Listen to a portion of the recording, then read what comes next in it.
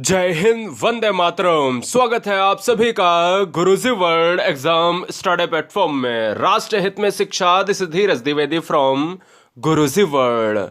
आज की है वीडियो सुपर वीडियो और क्विक रिवीजन वाली वीडियो, जिसमें आपको कहीं से पढ़ने की आवश्यकता आज के बाद नहीं पड़ेगी, क्योंकि आज इस वीडियो में क्विक रिवीजन, स्मार्ट रिवीजन में 100 क्वेश्चंस को हम करने वाले हैं। पूरी हिंदी पेडागोजी यहीं से आएगी एग्जाम में, इससे ज्यादा कुछ नहीं, क्योंकि ये YouTube पर सबसे यूनिक वीडियो होने वाली है। क्यों होने वाली है? क्योंकि हम जो क्वेश्चन बताएंगे और जो रेड वाला एरिया है उसको आपको देख लेना है, यही ऑप्शंस में आपको टिक कर देना अपने एग्जाम हॉल में। तो चलिए वीडियो स्टार्ट करते हैं। पहला क्वेश्चन आपसे अगर पूछा जाए कि भाषा के अभिव्यक्तात्मक कौशल कौन से हैं, तो दोस्तों दो ही कौशल है, एक है बोलना और एक है लिखना। यानी अभिव्यक्ति करने के तरीके कैसे हो सकते हैं? या तो बोलकर अपनी बात कह सकते हो, या तो अपनी बात पत्र के माध्यम से, पत्राचार के माध्यम से, या लिखकर अपनी बात को कह सकते हो, सामने वाले तक अपनी बात को पहुंचा सकते हो।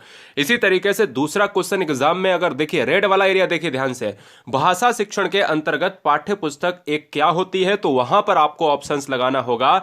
साधन होता है, याद रखना है, पाठ्य पुस्तक को एक साधन माना जाता है, ना कि साध्य माना जाता है। पाठ्य पुस्तक क्या है? साध्य है या साधन है? तो दिमाग में बैठा लो कि साध्य नहीं है, साधन माना जाता है, इसलिए साधन वाला ऑप्शन लॉक करना है। यदि बनना है शिक्षक और शिक्षिका तो ईमानदारी से गुरुजी वर्ल्ड एग्जाम स्टडी चैनल को सब्सक्राइब करें, ईमानदारी से सिलेक्शन के लिए। प्रायः हिंदी और उनकी मातृभाषा की संरचना में काफी अंतर होने के कारण हिंदीतर भाषी बच्चे हिंदी सीखने में कठिनाई का सामना करते हैं। याद रखिएगा, अगर क्वेश्चन में पूछा जाए कि भाई बच्चे कठिनाई जो है क्यों करते हैं, क्यों सीखने में कठिनाई का सामना करते हैं, तो मातृभाषा की संरचना में काफी अंतर, क्योंकि यही वाला ऑप्शन हमें लॉक करना है कि मातृभाषा की संरचना में काफी डिफरेंस होता है। यही रीजन है कि भैया हिंदीतर भाषी बच्चे हिंदी सीखने में कठिनाई का सामना करते हैं। सिंपल सा कॉन्सेप्ट है। अगला है, कहानी सुनाने से क्या होता है? अब हिंदी पेडागोजी का बड़ा अच्छा प्रश्न है कि कहानी सुनाने से ऑप्शंस में अब हमें ढूंढना पड़ेगा। तो कहानी सुनाने से बच्चों की कल्पना शक्ति व चिंतन शक्ति का विकास होता है। इतना जबरदस्त, हम वही पढ़ाएंगे जो एग्जाम में ट्रेंड होगा, फालतू का मैटर नहीं, एग्जाम में ट्रेंड होगा वही ऑप्शंस आपको क्लिक करने पड़ेंगे। पांचवा, संदर्भ एवं स्थिति के अनुसार अपनी बात कह सकना बोलना कौशल की महत्वपूर्ण विशेषता है। यानी अगर पूछा जाए कि अपनी बात को कहने के लिए एक सबसे महत्वपूर्ण ऑप्शन कौन सा हो सकता है, तो अपनी बात को कहने के लिए एक कौशल है वो संदर्भ एवं स्थिति के अनुसार। इससे बेस्ट आंसर क्या होगा? और ईवीएस और हिंदी पेडागोजी में ऐसे ऑप्शंस 3-4 क्वेश्चंस वाले देखने को मिलते हैं। जैसे ही संदर्भ एवं स्थिति की बात कर दे, वहां पर आपको लॉक कर लेना है अपने क्वेश्चन को। चलिए देखते हैं 6 नंबर। एक भाषा शिक्षक के रूप में सबसे बड़ी चुनौती कौन सी हो सकती है? तो सबसे बड़ी चुनौती जो है, बहुभाषिक कक्षा में शिक्षण के उचित रणनीतियां तय करना। यही एक शिक्षक और शिक्षिका के सामने एक बड़ी चुनौती का सामना करना पड़ता है। यह बात इंपॉर्टेंट है, क्योंकि पूछा जा सकता है कि अगर आप एक शिक्षक और शिक्षिका है किसी स्कूल में, तो आपके सामने सबसे बड़ी चुनौती कौन सी होगी? तो वहां पर आपको लॉक करना है कि भाई चुनौती बहुभाषिक कक्षा में शिक्षण के उचित रणनीतियां तय करना, यही सबसे बड़ी चुनौती है।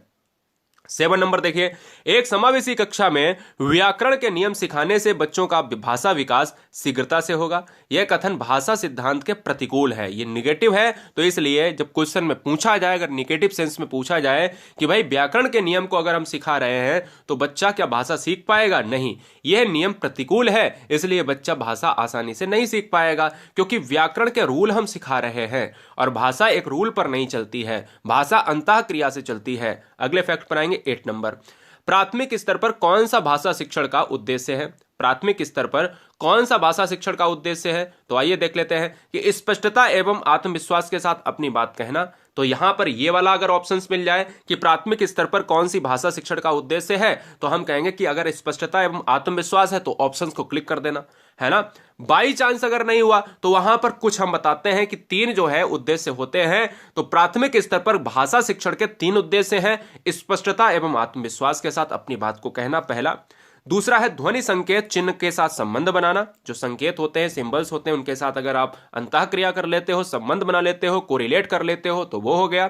तीसरा, विभिन्न संदर्भों में भाषा का प्रभावी प्रयोग। ये तो सबसे ज्यादा ऑप्शंस पूछा जाता है, तो विभिन्न संदर्भों में भाषा का प्रभावी उपयोग करना, प्रयोग करना, यही दोस्तों क्या है? यही हमारा उद्देश्य है। याद रहे कि न कि वर्णमाला को क्रम से कंठस्थ करना, कंठस्थ नहीं कराना है। चलिए आइए 9 नंबर।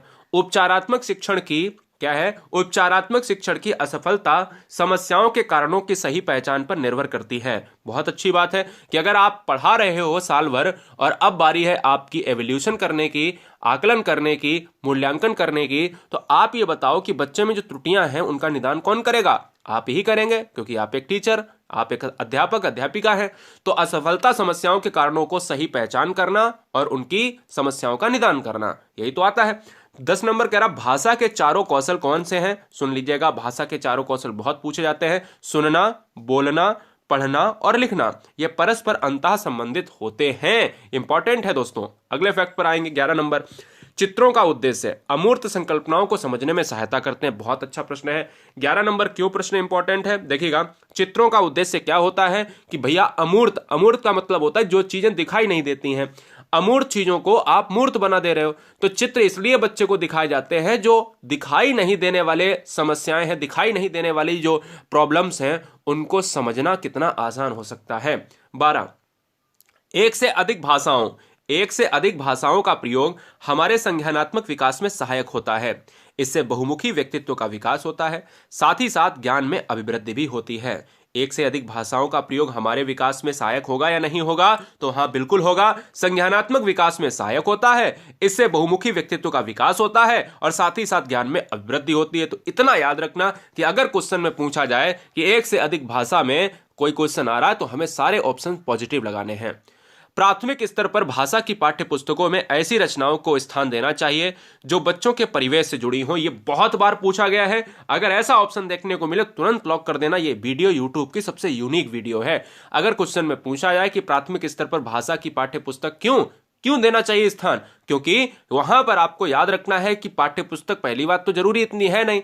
अगर आप पाठ्य पुस्तक से पढ़ाना चाहते हो तो परिवेश से जुड़ी होनी चाहिए जिससे वो आसानी से सीख पाए। आइए 14 नंबर देखिए। अनुभवों का वर्णन करना, बातचीत करना एवं संवाद अदायगी करना निश्चय ही मौखिक अभिव्यक्ति का विकास करने का प्रभावी तरीका है। बिल्कुल सही बात है। अनुभव का वर्णन करना, बातचीत करना, हम तुम या चार मित्र हैं आपस में बात कर रहे हैं। संवाद अदायगी तभी हो सकती है जब 2 या 2 से अधिक लोग हों। निश्चय ही मौखिक अभिव्यक्ति का, बिल्कुल सही बात है। मौखिक अभिव्यक्ति और एक होती है लिखित अभिव्यक्ति। हमने पहला क्वेश्चन आपको बताया, मौखिक और लिखित दोनों तरीके से अपनी बात को पहुंचा सकते हो। तो जब लोग आपस में अंतः क्रिया करेंगे तो बात होगी और अभिव्यक्ति को आसानी से व्यक्त किया जा सकता है। 15 नंबर, भाषा सीखने के लिए समृद्ध भाषिक वातावरण की अपनी सर्वाधिक महत्वपूर्ण भूमिका होती है। भाषा कोश की जानकारी के बिना भाषा समृद्ध कदापि नहीं हो सकती। बड़ा पॉइंट वाला क्वेश्चन है कि भाषा सीखने के लिए समृद्ध भाषिक वातावरण की अपनी सर्वाधिक महत्वपूर्ण भूमिका होती है और भाषा कोश की जानकारी के बिना भाषा समृद्ध कदापि नहीं, कभी नहीं हो सकती। यह बात इंपॉर्टेंट पॉइंट में अपने दिमाग में फीड कर लीजिएगा। 16 नंबर देखिए, सीखने की क्षमता का आकलन हिंदी भाषा के मूल्यांकन में महत्वपूर्ण भूमिका अदा करती है, न कि काव्य सौंदर्य की। बहुत इंपॉर्टेंट है कि भाई सीखने का जो क्षमता का आकलन है वो हिंदी भाषा के मूल्यांकन में महत्वपूर्ण भूमिका अदा करती है, न कि काव्य सौंदर्य में करती है। 17, भाषा की पाठ्य पुस्तक का निर्माण करते समय 3 चीजों का आपको यहां पर ध्यान देना है। अभ्यासों में वैविध्य, विषय वस्तु में वैविध्य होना चाहिए और भाषा की विभिन्न छटाएं होना चाहिए। ठीक है ना? तो यहां पर आपको याद रखना है कि जितने भी पॉइंट हैं वो बहुत इंपॉर्टेंट होने चाहिए। ठीक है ना? चलिए अगले पॉइंट पर आएंगे। 18 नंबर, भाषा एक नियमबद्ध व्यवस्था है। भाषा एक कैसी व्यवस्था है? एक नियमबद्ध व्यवस्था है। आपको पता होना चाहिए कि एक तरीके से ही बच्चा सीख सकता है और उस तरीके से हर बच्चे को सीखना पड़ेगा। ठीक है ना? यह बात इंपॉर्टेंट है क्योंकि एक नियमबद्ध व्यवस्था के अंतर्गत सर्किल में आती है। 19 नंबर, प्रत्येक बच्चे को उसकी माता पिता विद्यालय भेजने से पहले बोलचाल, हाव भाव तथा कार्य व्यवहार इत्यादि जो भी सामाजिक सदाचार नैतिकता के नियम हैं उसमें बच्चे को प्रशिक्षित करते हैं। बिल्कुल सही बात है। एक बच्चे की जो घर की भाषा होती है, मदर लैंग्वेज होती है, वो इंपॉर्टेंट है। मदर टंग के साथ बच्चे जाते हैं। अगर क्वेश्चन में एग्जाम में पूछा जाए कि विद्यालय आने से पहले बच्चे कैसे होते हैं, तो विद्यालय आने से पहले बच्चे अपनी भाषा से लैस होते हैं। याद रखिएगा, अपनी भाषा से लैस होते हैं। बोलचाल, हाव भाव, कार्य व्यवहार, सामाजिक सदाचार, नैतिकता, ये सब उनके अंदर कूट कूट के भरा होता है उनकी माँ और उनके पिता और उनके परिवार के द्वारा। 20 नंबर, भाषा की कक्षा में एक शिक्षक बच्चों से यह अपेक्षा करते हैं कि उनमें बच्चों से जो प्रश्न पूछा जाए उसका उत्तर बंधे बंधाए न देकर अपितु स्वयं की मौलिक अभिव्यक्ति में हो। बिल्कुल सही बात है। बंधे बंधाए न देकर अपनी मौलिक अभिव्यक्ति के अंतर्गत दें, अपने शब्दों में दें। बंधे बंधाए नहीं होने चाहिए, अपने शब्दों में दें। इस चीज को बहुत ध्यान से आपको नोट करना है। 21 नंबर, भाषा का प्रयोग जीवन के विभिन्न संदर्भों में होता है। ये ऑप्शंस आपको देखने को मिल जाए तो मुझे उम्मीद है कि ये क्वेश्चन, ऐसे क्वेश्चन एग्जाम के ऑप्शंस में 2 से 3 क्वेश्चन मिलेंगे। 21 नंबर बेहद इंपॉर्टेंट है। बच्चे अपने परिवेश में स्वयं भाषा अर्जित करते हैं, अतएव यह आवश्यक है कि उन्हें बच्चों को समृद्ध भाषिक परिवेश वाला ऑप्शन तुरंत लॉक किया जाए, उपलब्ध कराया जाना चाहिए। यह बात दिमाग में बैठा लेना चाहिए। 23 नंबर, भाषा सीखने अथवा सिखाने के पीछे निहित उद्देश्य यह होता है कि विभिन्न स्थितियों में भाषा का प्रभावी प्रयोग किया जा सके। बहुत इंपॉर्टेंट है ऑप्शन ये ऑप्शन देखने को मिल जाए कि भाषा सीखने अथवा सिखाने के पीछे उद्देश्य क्या होता है। अरे भाई, बच्चा सीख रहा है तो विभिन्न स्थितियों में भाषा का प्रयोग प्रभावी तरीके से कर पा रहा है या नहीं कर पा रहा, यही ऑप्शन होना चाहिए। 24 नंबर, भाषा के विभिन्न रूपों का प्रयोग किया जा सके एवं साथ ही साथ भाषा पर व्यापक पकड़ होनी चाहिए, यही भाषा का अर्जन का उद्देश्य होता है। मैं फिर से आपसे कहूंगा, भाषा के विभिन्न रूपों का प्रयोग किया जाए तो कैसे, क्योंकि भाषा पर व्यापक पकड़ होगी तभी तो आप विभिन्न प्रयोग कर पाओगे, विभिन्न रूपों में उसका प्रयोग कर पाओगे। और मैं बता दूं, यही भाषा अर्जन का उद्देश्य होता है। तो इसको 24 को बहुत इंपॉर्टेंट तरीके से नोट कर लीजिएगा। ये वाला पॉइंट, ये वाला पॉइंट और ये वाला पॉइंट एग्जाम में देखने को मिलेगा। 25 नंबर बहुत इंपॉर्टेंट है। बच्चों की भाषा संबंधी क्रमिक प्रगति का लेखा जोखा रखना पोर्टफोलियो से संभव है। पोर्टफोलियो क्या होता है? पोर्टफोलियो एक तरीके का क्या होता है? फाइल होता है। फाइल में बच्चे की प्रगति का एक रिपोर्ट कार्ड होता है। तो प्रगति बच्चे ने कितना सीखा है पूरे साल में, तो वही पोर्टफोलियो की एक फाइल कहलाती है। पत्र पत्रिकाएं भाषा सीखने में साधक का काम करती हैं, तो क्वेश्चन में आए तो वहां पर साधक का काम वाला ऑप्शन आपको चुनना है। तो पत्र पत्रिकाएं कैसी होंगी? साधक के काम के रूप में आपको लॉक करना है। 27, भाषा सीखने सिखाने एवं आकलन के तरीकों के अंतर्गत महत्वपूर्ण बातें, 4 बातें याद रखना है। प्रश्न पूछना, प्रतिक्रिया व्यक्त करना, परिचर्चा में भाग लेना और वर्णन करना, बहुत इंपॉर्टेंट है। भाषा सीखने के 4 आकलन के तरीके हैं। प्रश्न पूछना, प्रतिक्रिया करना या प्रतिक्रिया को व्यक्त करना, परिचर्चा में शामिल करना या भाग लेना, वर्णन करना। ठीक है।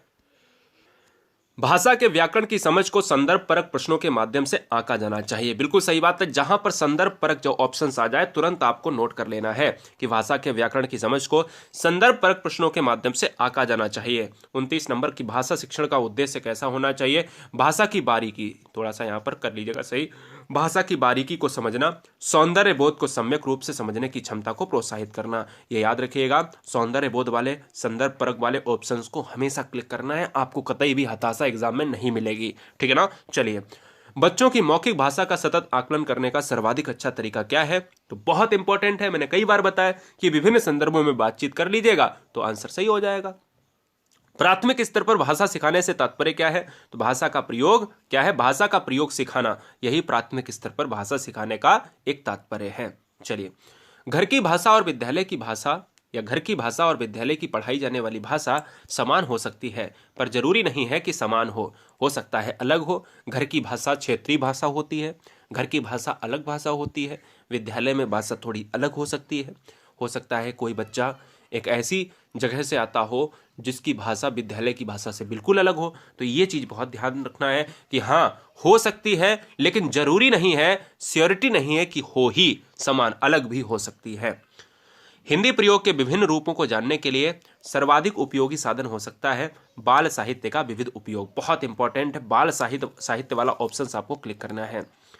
प्राथमिक स्तर पर बच्चों के भाषा शिक्षण संबंधी प्राथमिकता यही होनी चाहिए कि उनमें रचनात्मक और मौलिकता, ये वाला पॉइंट आपको बहुत ध्यान देना है। मौलिकता का मतलब होता है सृजनशीलता से जोड़ा जाता है। कुछ बच्चा यूनिक करता है, रचनात्मक में भी कुछ बच्चा क्रिएटिव करता है। तो रचनात्मक और मौलिकता के तत्वों को पोषित किया जाए ताकि उनका आंतरिक विकास हो सके। अगला, पढ़ने का प्रारंभ अर्थपूर्ण सामग्री से होना चाहिए। बहुत इंपॉर्टेंट है, पढ़ने का प्रारंभ अर्थपूर्ण सामग्री से होना चाहिए।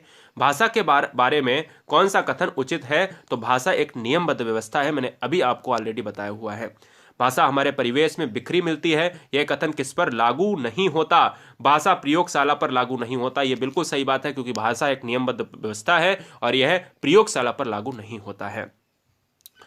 बच्चे कक्षा में लिखते समय थोड़ा सा मिसप्रिंट हुआ है। लिखते समय वर्तनी संबंधी त्रुटियां करते हैं। एक भाषा शिक्षक के रूप में हमारा कर्तव्य होगा कि शब्दों का सही रूप लिखते हुए बच्चों को दोनों तरह से शब्दों का अवलोकन करके अंतर पहचानने का अवसर देंगे। बहुत इंपॉर्टेंट है, अवसर देने वाले ऑप्शंस को हमें चुनना ही चुनना है कि अगर बच्चे भैया वर्तनी संबंधी त्रुटि कर रहे हैं और आप एक भाषा शिक्षक हैं, आप एक शिक्षिका हैं, तो आप क्या करेंगे? आप शब्दों का सही रूप लिखेंगे। सही रूप लिखते हुए बच्चों को दोनों तरह के शब्दों का अवलोकन कराएंगे और अंतर पहचानने के अवसर देंगे।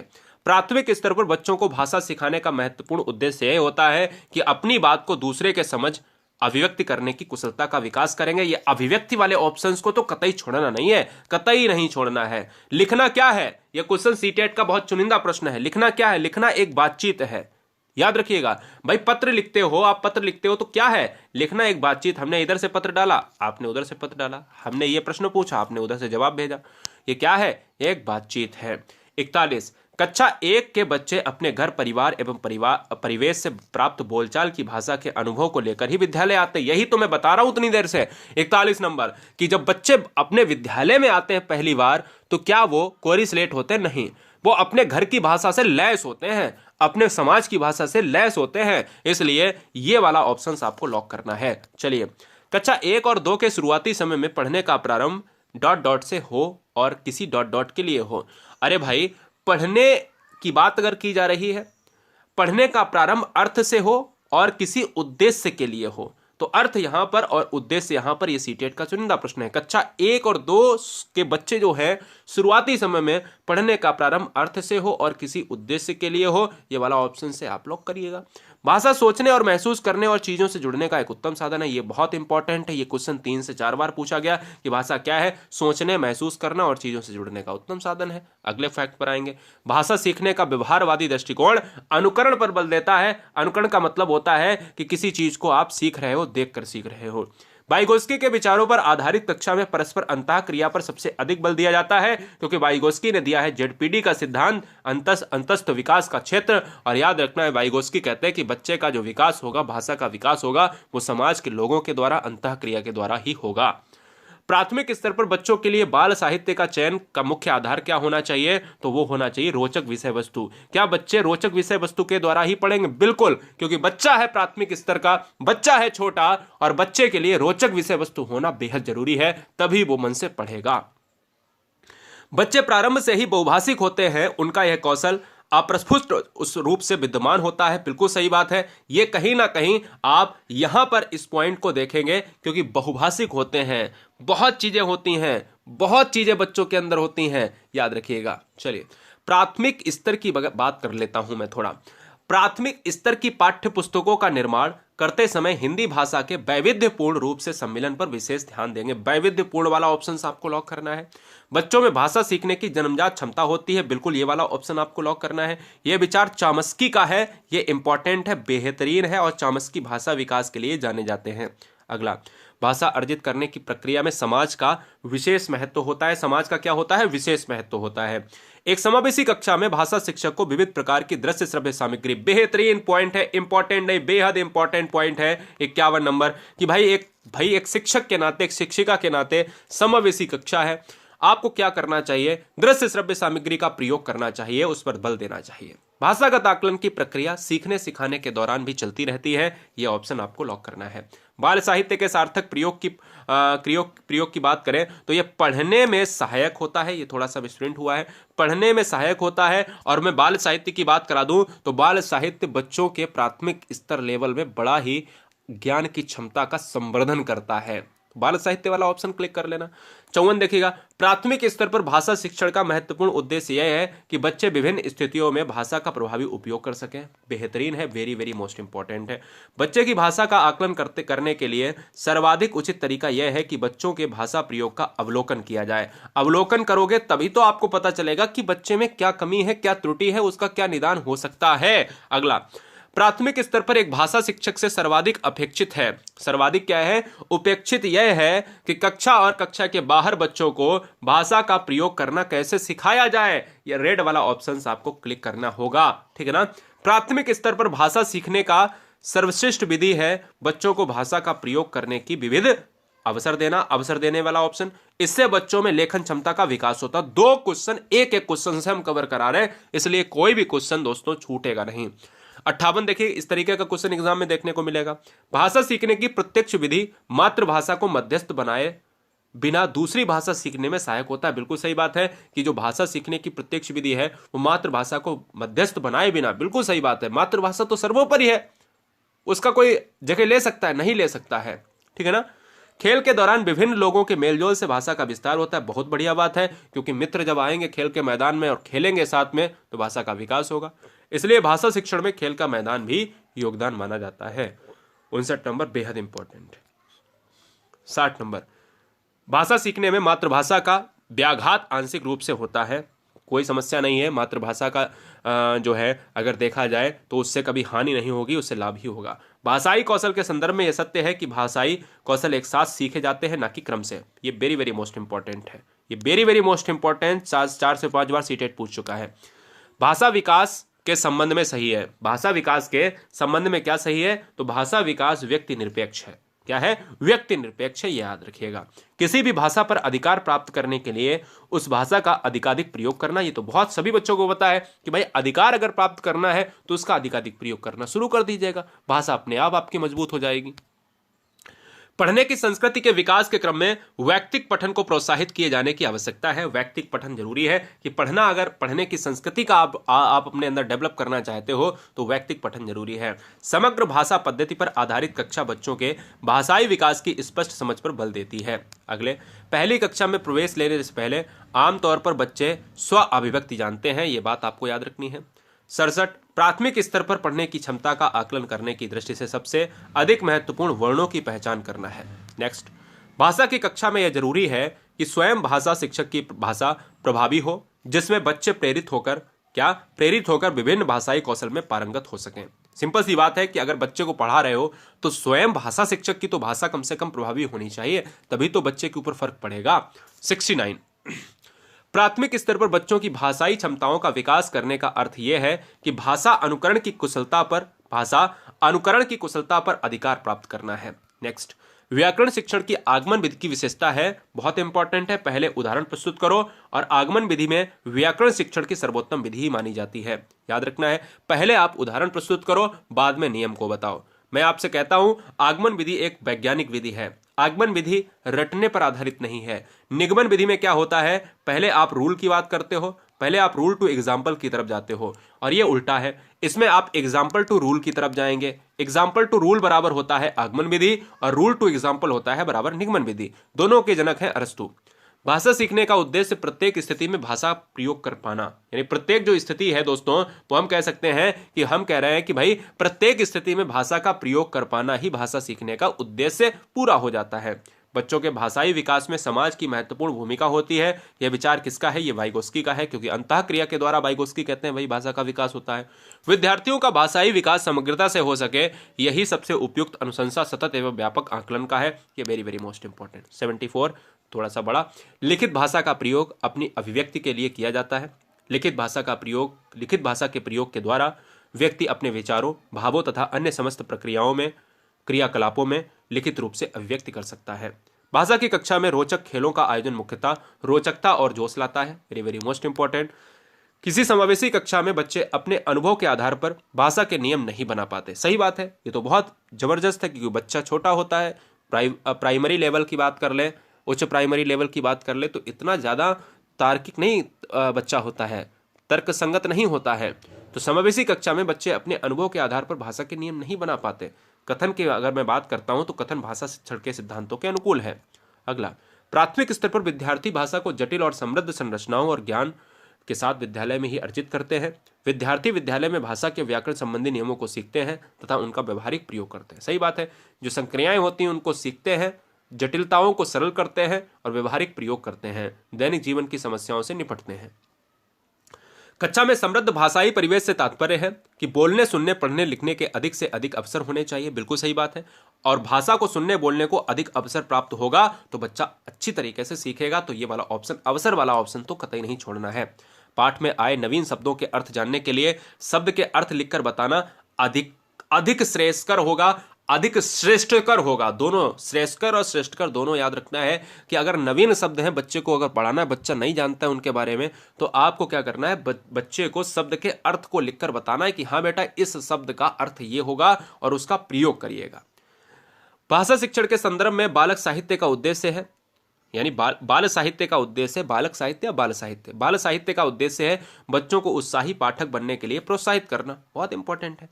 लास्ट के 20, संदर्भ में व्याकरण का शैक्षिक निहितार्थ है। व्याकरण पाठ के संदर्भ में सिखाया जाता है। पाठ विशेष में निहित व्याकरणिक तथ्यों का उल्लेख संदर्भ में व्याकरण कहलाता है। बहुत इंपॉर्टेंट है कि व्याकरण संदर्भ अगर सिखाना ही सिखाना है तो उस संदर्भ में आप व्याकरण पाठ के संदर्भ में ही सिखाएं, क्योंकि व्याकरण पाठ जो है एक प्रतिकूल असर डालता है। प्राथमिक स्तर पर परिभाषा का आकलन करने में सर्वाधिक सहायक है वीडियोग्राफी। ये वाला ऑप्शन आपको लॉक करना है। अकादमिक सत्र शुरू होने के बाद तक भी कक्षा 4 के विद्यार्थियों को भाषा की पाठ्य पुस्तकें उपलब्ध नहीं कराई जा सकी हैं। ये क्वेश्चन आया है पिछली बार कि सत्र शुरू हो गया है और बच्चे को अभी तक पुस्तकें नहीं प्राप्त हो पाई हैं, तो शिक्षक श्रवण एवं वाचन कौशल का अभ्यास करवाते हैं। तो ऐसा ऑप्शन आपको याद करवाना है, ठीक है ना, ये बात आप दिमाग में बैठा लेना है। पढ़कर समझना कुशलता का विकास करने से संबंधित है। कहानी पर अधिकाधिक व्याकरण समझाना, याद रखिएगा। चलिए, सुनने और लिखने की कुशलता का आकलन करने का सर्वोत्तम ढंग है सुनी हुई कहानी को अपने शब्दों में लिखना। ये क्वेश्चन कितनी बार आया होगा आपको बताने की आवश्यकता नहीं है। प्राथमिक स्तर पर हिंदी के पाठ्य पुस्तक में हिंदी भाषा का विविधताओं को और विधियों को, यहाँ पर विविधताएं और विधियां होनी चाहिए, आगे विविधताएं भी लिख लीजिएगा, विविधताएं व विधियों की प्रतिनिधि की रचनाओं की उपलब्धता सुनिश्चित की जाती है। भाषा सीखने और भाषा अर्जित करने में मूल अंतर है भाषा का उपलब्ध परिवेश, कि किस परिवेश में आप रहते हो। अगर उसका परिवेश का जो असर है वो सकारात्मक है तो वो सकारात्मक रूप से पढ़ रहा है, नकारात्मक है तो नकारात्मक रूप से पढ़ रहा है। प्राथमिक स्तर पर बच्चों की सहज तथा स्वाभाविक मौखिक अभिव्यक्ति में सबसे अधिक महत्वपूर्ण है क्या, सहज और स्वाभाविक मौखिक अभिव्यक्ति। प्राथमिक स्तर पर बच्चों का भाषा विकास सर्वाधिक रूप से भाषिक परिवेश पर निर्भर करता है। Very very most important. और अफेजिया क्या है, इस विकास से ग्रसित बच्चे को उच्चारण करने में कठिनाई होती है। Very very most important. प्राथमिक स्तर पर शिक्षण का उद्देश्य पठन कार्य के द्वारा ज्ञानार्जन तथा आनंद अनुभूति से सक्षम बनाना होता है। प्राथमिक स्तर की पाठ्य पुस्तकों में विषय वस्तु की फलक विस्तृत, फलक जो समझते हो ना, फलक जो ऊपर बाहरी स्तर होता है, बाहरी आवरण होता है, विषय वस्तु का फलक विस्तृत हो जिसमें समाज के सरोकार झलकते हों। प्राथमिक स्तर पर लेखन कार्य में विचार तत्वों को समावेश होना चाहिए, याद रखिएगा। श्रुतलेख भाषा आकलन का सबसे कम प्रभावी तरीका है। सुना हुआ लिख दो तुरंत, कैसे होगा, सबसे कम तरीका है। पहली कक्षा में चित्र बनाना भी लिखने के अंतर्गत आता है। बहुत अच्छा क्वेश्चन है ये, सीटेट में 4 से 5 बार आया हुआ है। चित्र अगर बना रहा है बच्चा उल्टा सीधा तो भी लिखना है, यही कहलाता है। चामस्की में भाषा विकास का सिद्धांत, यानी चामस्की ने क्या किया है, चामस्की ने भाषा विकास को प्रतिपादित किया है। और आज के 2 अंतिम प्रश्न। प्राथमिक स्तर पर भाषा सीखने में भाषा संबंधी बाल साहित्य सर्वाधिक महत्वपूर्ण है, बहुत इंपॉर्टेंट है। और प्राथमिक स्तर की पाठ्य पुस्तकों में कार्टून, भाषण, विज्ञापन आदि बच्चों के भाषा क्षमता में विकास में सहायक होते हैं। ये क्वेश्चन 99 और 100 दोनों आने वाले हैं, 100% आएंगे। तो मुझे उम्मीद है कि इस 27 मिनट की वीडियो ने आपके इस हिंदी पेडागोजी को खत्म किया है। हम ये भी कह सकते हैं कि हिंदी पेडागोजी में आने वाला कोई भी कॉन्सेप्ट आपको परेशान नहीं करेगा। ये वीडियो फास्ट जरूर थी, लेकिन मैं ये कह सकता हूं कि आपको एग्जाम में क्वेश्चंस के ऑप्शन ढूंढने में कतई कठिनाई नहीं होगी। ये वीडियो अपने मित्रों को थोड़ी सी देखिए, थोड़ी सी पेडागोजी आपको कठिन लगती है, और इस पेडागोजी की मैं बात करूं तो ये कठिन होती है एक्चुअल में। लेकिन जब भी कोई चीज़ से आप गुजरते हो तो आप कठिनता को खत्म करने के लिए उसको बार बार पढ़ेंगे तो कठिन की चीज़ें बहुत आसान लगने लगती हैं। तो इसलिए 2-3 बार इस वीडियो को आप वॉच करेंगे, हिंदी पेडागोजी का कोई भी क्वेश्चन आप छोड़ के नहीं आएंगे या आएंगी। जय हिंद, वंदे मातरम, इंकलाब जिंदाबाद। मस्त रहिए, आबाद रहिए, यूं ही मुस्कुराते रहिएगा।